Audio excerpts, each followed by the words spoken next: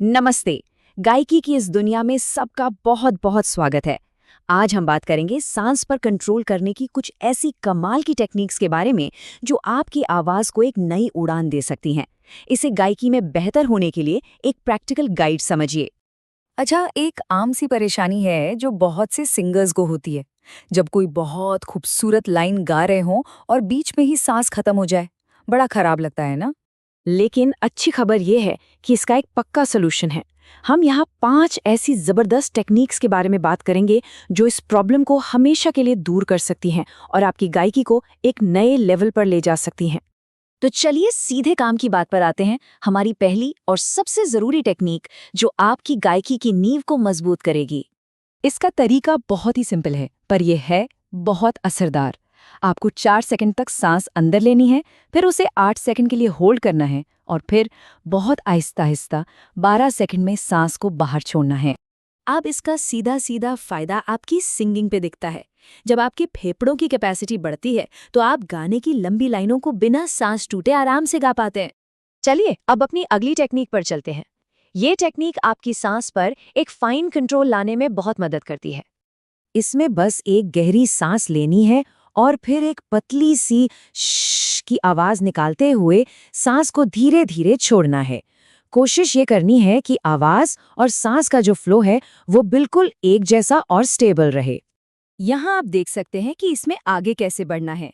शुरुआत में हो सकता है आप 10 सेकंड ही कर पाएं, जो बिल्कुल ठीक है, पर हमारा गोल है धीरे धीरे इसे बढ़ाकर 30 सेकंड तक ले जाना।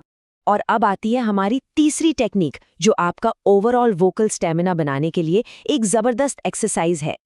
इसका तरीका भी बड़ा सीधा सा है। बस एक गहरी सांस लेनी है और फिर गिनती गिनना शुरू कर देना है और देखना है कि एक ही सांस में कहाँ तक पहुँचते हैं। इसमें असली मजा है धीरे धीरे अपनी गिनती बढ़ाने का। इससे आपका स्टैमिना कमाल का बढ़ेगा। अगर आज 10 तक गिन पा रहे हैं तो कल 12 तक पहुंचने की कोशिश कीजिए।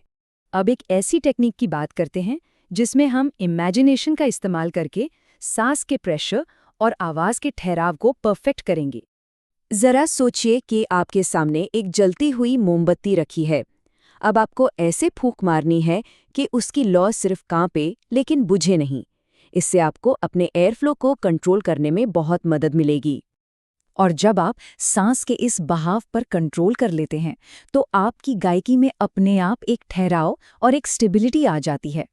और हमारी आखिरी टेक्निक, ये इन सारी एक्सरसाइजेस को सीधे गाने की प्रैक्टिस से जोड़ती है। इस आखिरी एक्सरसाइज में एक पूरी सांस लेनी है और फिर जितनी देर तक हो सके आ का स्वर लगाना है। यह बिल्कुल वैसा ही है जैसे किसी गाने में कोई लंबा नोट होल्ड करना हो। तो अब इन सभी टेक्निक्स को मिला के एक बहुत ही आसान सा डेली रूटीन बनाते हैं। इस रूटीन को पूरा करने में आपको हर रोज सिर्फ 11 मिनट लगेंगे और इन 11 मिनटों में आप अपनी गायकी में एक बहुत बड़ा फर्क देख सकते हैं। हाँ, लेकिन प्रैक्टिस शुरू करने से पहले कुछ बहुत ज़रूरी नियम हैं ताकि आपकी प्रैक्टिस सेफ और असरदार रहे। प्रैक्टिस करते हुए इन बातों का खास ध्यान रखिए। कंधे बिल्कुल रिलैक्स्ड होनी चाहिए, सांस हमेशा पेट से लेनी है और गले को ढीला रखना है। याद रखिए, आराम से और सही तरीके से की गई प्रैक्टिस ही काम आती है। और सबसे अच्छी बात पता है क्या है? अगर आप ये रूटीन रोज फॉलो करते हैं तो सिर्फ 15 दिनों में आपको साफ साफ फर्क महसूस होने लगेगा। इस रूटीन को अपनाने के नतीजे कमाल के हैं। सोचकर देखिए, आप लंबी लंबी लाइनें गा पाएंगे, गाते हुए आवाज नहीं टूटेगी और आपके सुरों में एक ठहराव आ जाएगा। तो क्या आप अपनी गायकी को बदलने के लिए और अपनी आवाज को एक नई पहचान देने के लिए पूरी तरह तैयार हैं? ये सफर आज से ही शुरू किया जा सकता है।